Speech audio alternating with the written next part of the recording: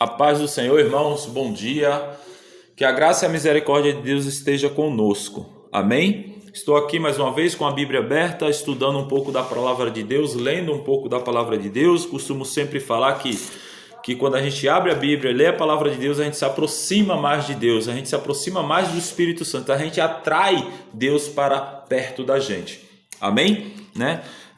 Só deixando aqui uma ressalva aqui, lamentando, né, a tragédia que infelizmente está acontecendo na minha terra, Pernambuco, Recife, Jaboatão dos Guararapes, para ser mais específico. Eu sou de Jaboatão dos Guararapes, eu sou de Prazeres, Cajueiro Seco, né? Infelizmente está caindo água à vontade por lado de lá, né? Eu moro em São Paulo já há 20 anos, mas continuo sempre atento nas notícias e sabendo o que está acontecendo, procurando sempre me atentar, ficar sempre ligado nas notícias e o que está acontecendo por aí afora.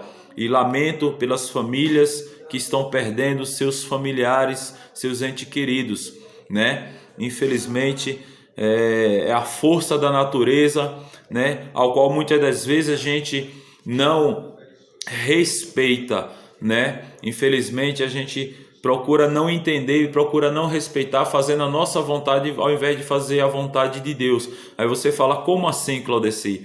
Não sei se vocês já abriram a Bíblia e foram naquela parábola, não vou me lembrar agora onde que ela está, mas depois eu posso até buscar, se alguém tiver dúvida aí me manda, né, pedindo, me lembra, que aí eu procuro aqui onde está a palavra, onde está essa parábola, que fala da casa que foi edificada na rocha, né, do homem que construiu sua casa na rocha e do outro que construiu sua casa na areia.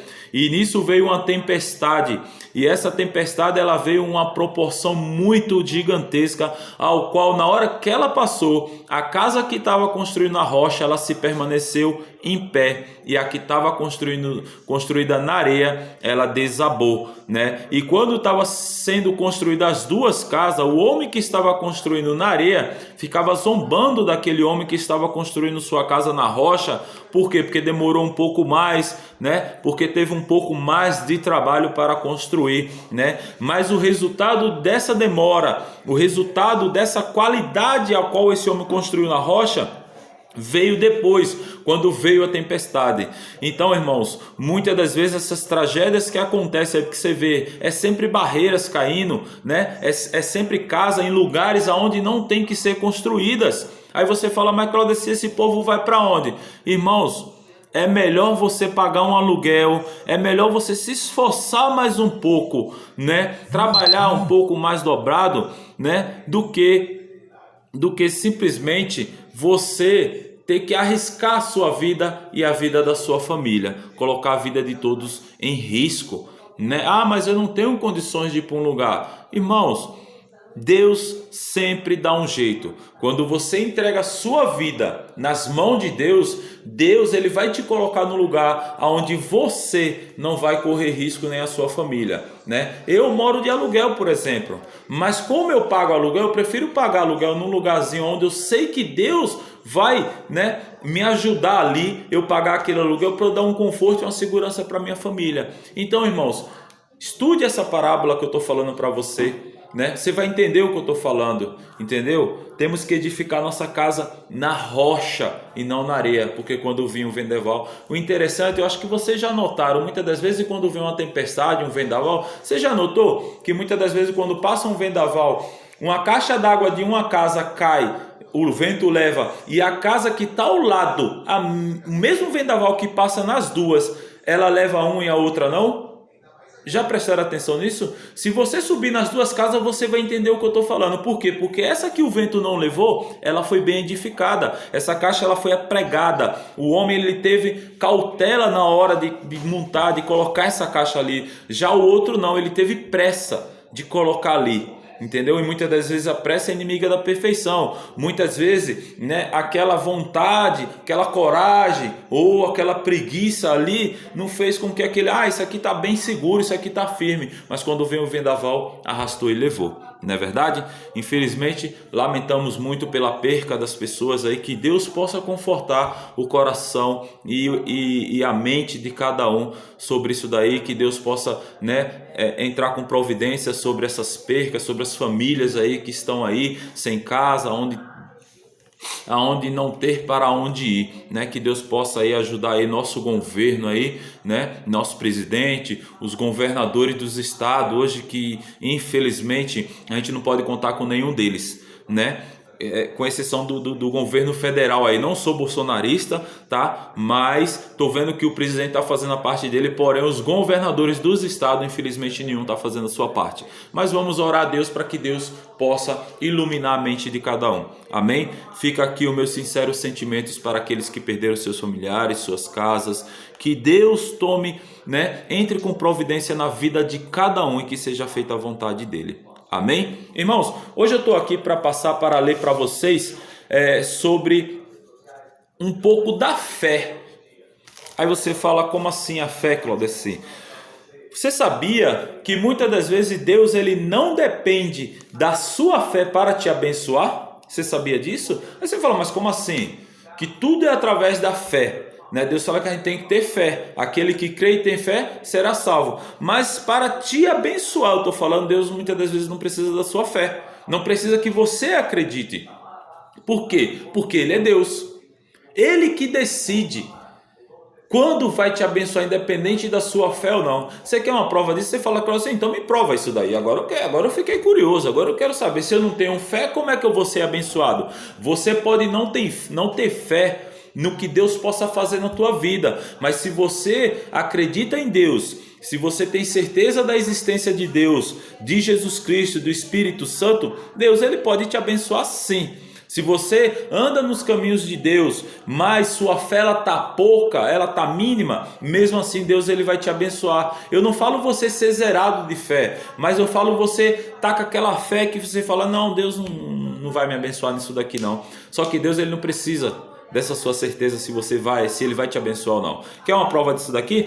Vá no livro de 1 Reis, capítulo 17, por exemplo, que fala de Elias e a viúva de Serapta. Acho que você já deve ter ouvido falar. Quem não ouviu falar, é no livro de 1 Reis, capítulo 17.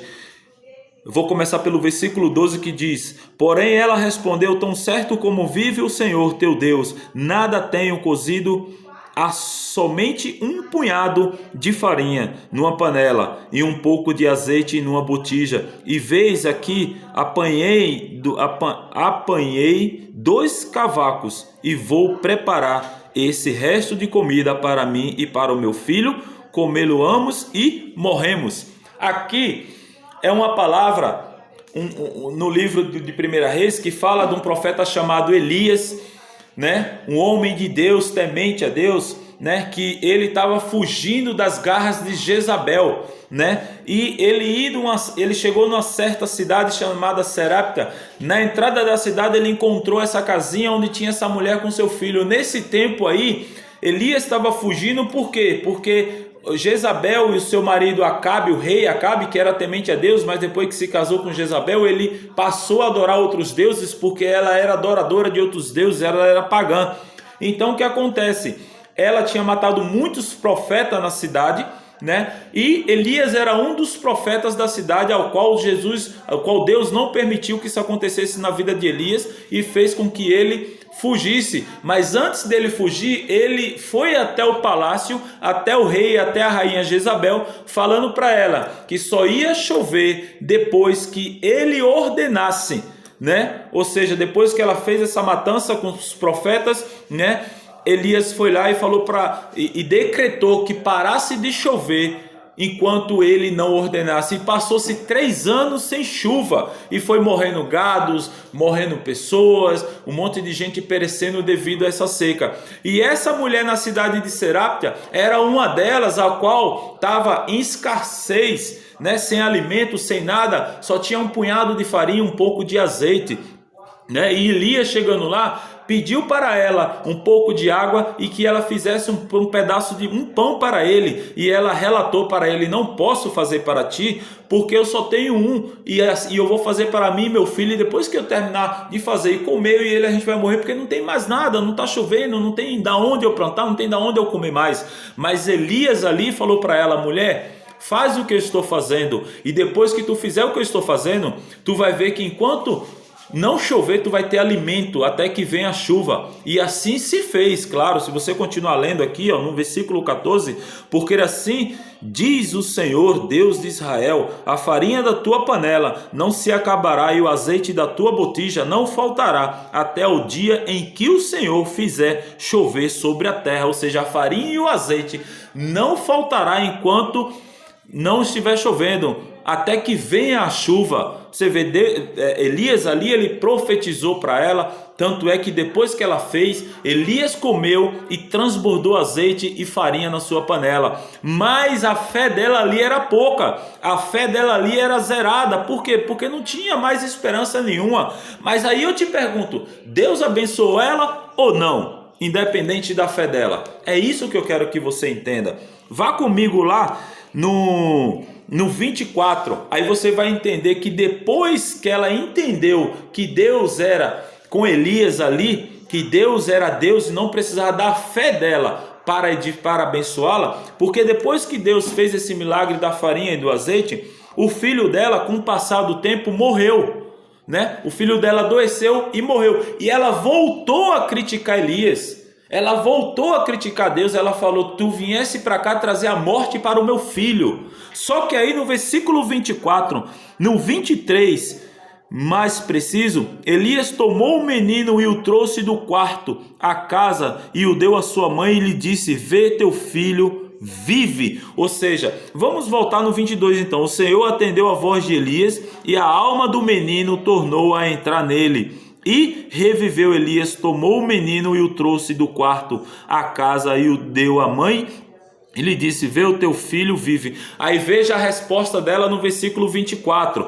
Então a mulher disse a Elias: nisto conheço agora que tu és homem de Deus e que a palavra do Senhor na tua boca é verdade. Entenderam? Agora, Deus não precisa da sua fé para te abençoar. Se você for um servo de Deus, se você acreditar que Deus realmente é Deus, que Deus existe, que Deus é o único e suficiente Salvador das nossas vidas, Ele vai te abençoar independente da sua fé ou não. É claro que temos que ter fé sobre todas as coisas. É claro que a fé nos ajuda sobre tudo. Mas muitas das vezes, quando você é merecedor da bênção de Deus, Ele não depende da sua fé para te abençoar. Amém? Vamos lá em outro livro. Precisamente no livro de 2 Reis, a gente leu primeiro as Reis, agora vamos em 2 Reis. No livro de 2 Reis, né? 2 Reis capítulo 4, vamos ver outro exemplo de que Deus, ele não precisa da tua fé para te abençoar. Deus, ele é Deus, independente de qualquer coisa. Se você for merecedor da bênção de Deus, Ele vai te abençoar. Amém? Vamos lá, 2 Reis capítulo 4, versículo 16, que diz: disse-lhe o profeta: por este tempo, daqui 1 ano, abraçarás um filho.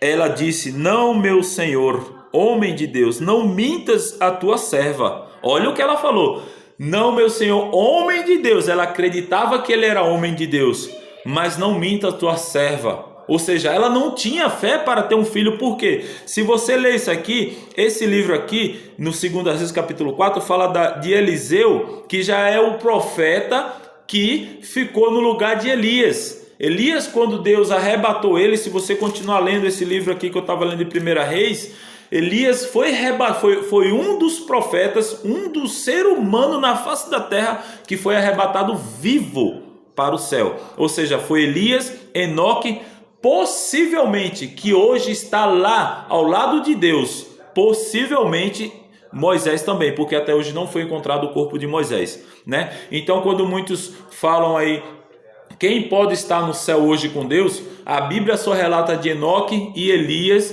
porém pode ser que Moisés, porque até hoje não foi encontrado o corpo de Moisés. Então esses, Elias e Enoque, sim, Elias foi arrebatado vivo. E quem ficou no lugar de Elias, né? Ali ele ungiu Eliseu como profeta para ficar no seu lugar, né? E essa já é outra história de Eliseu, que ficou no lugar do Elias, e é uma história que Eliseu, ele passava toda vez por uma cidadezinha, toda vez por essa casa dessa sunamita.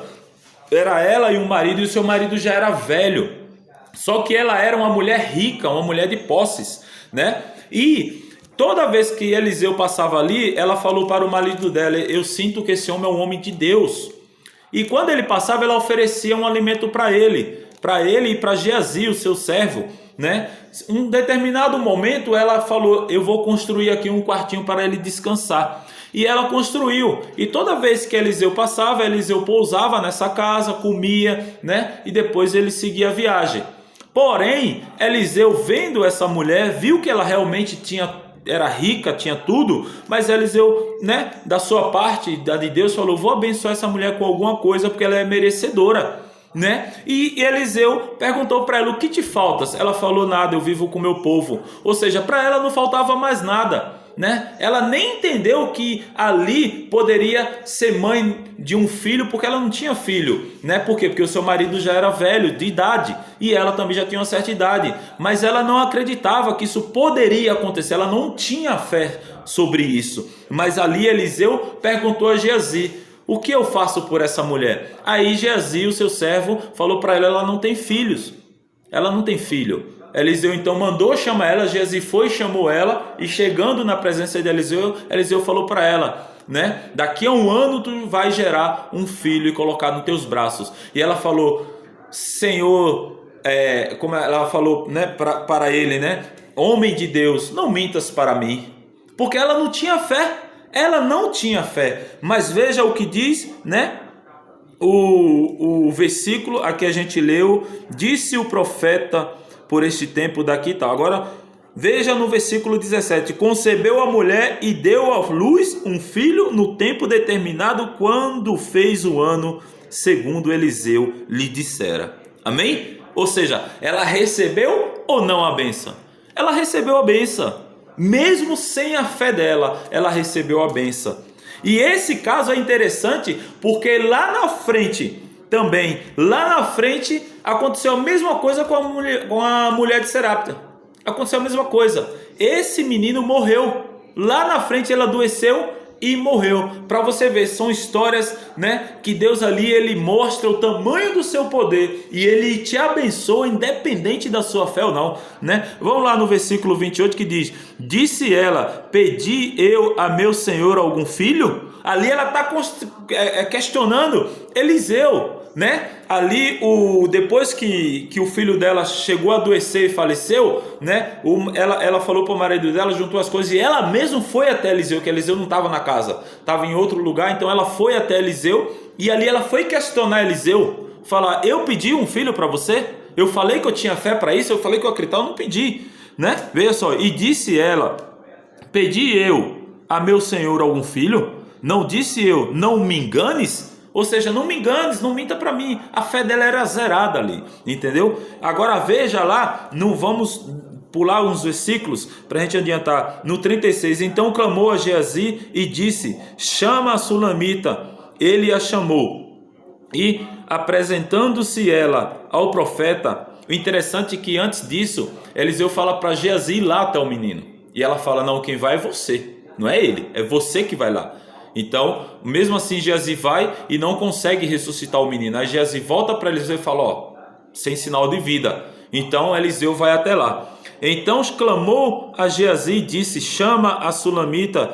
Ele a chamou e apresentando-se ela ao profeta, este lhe disse: toma o teu filho. Ela entrou, lançou-se aos pés dele e prostrou-se em terra, tomou seu filho e saiu. Ou seja, ali Eliseu já tinha ressuscitado o seu filho. Ali Eliseu clamou 7 vezes ali, ele deu 7 suspiros, né? Tipo como se fosse uma respiração boca a boca no menino. Só ele e o menino dentro do quarto, porque se você ler todos os versículos aqui, você vai ver que Eliseu entrou no quarto, fechou a porta, ficou só ele e o menino. E Deus ali foi com Eliseu, né? Deus ali, ele teve ali, né, dando mais uma vez, né, a graça para Eliseu ressuscitar aquele menino, e ressuscitou. Mas o que eu quero que você entenda nesses 2 capítulos da Bíblia, nesses 2 livros, irmão, com a vida desses 2 profetas e dessas 2 mulheres, interessante, 2 mulheres, 2 meninos, 2 mortes, 2 ressurreição. Deus é maravilhoso ou não é?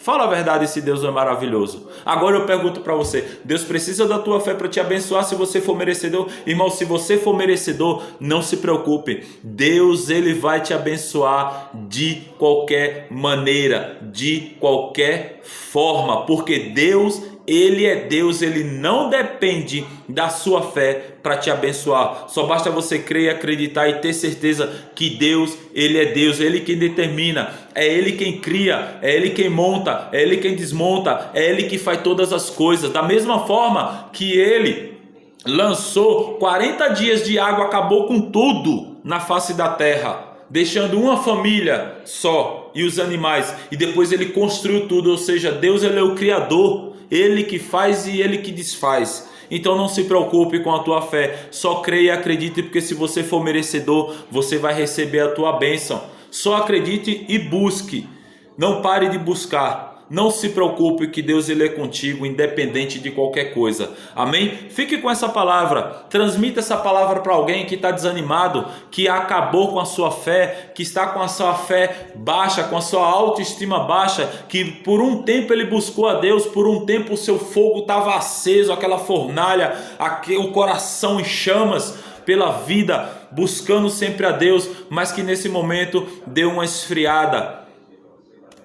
Transmita essa mensagem para essa pessoa. Creia que Deus, ele é contigo, em nome de Jesus. Eu agradeço mais uma vez pela minha vida, pela oportunidade de Deus estar me usando como ferramenta das suas obras, né? Que Deus, ele venha ser convosco, que Deus, ele esteja conosco, em nome de Jesus, e que assim seja feita a sua vontade na sua e na minha vida, em nome de Jesus. Amém? Fique com essa palavra, guarde, estude um pouco sobre ela, que você vai entender. Amém? Que assim seja feita a vontade de Deus. Tchau, um abraço.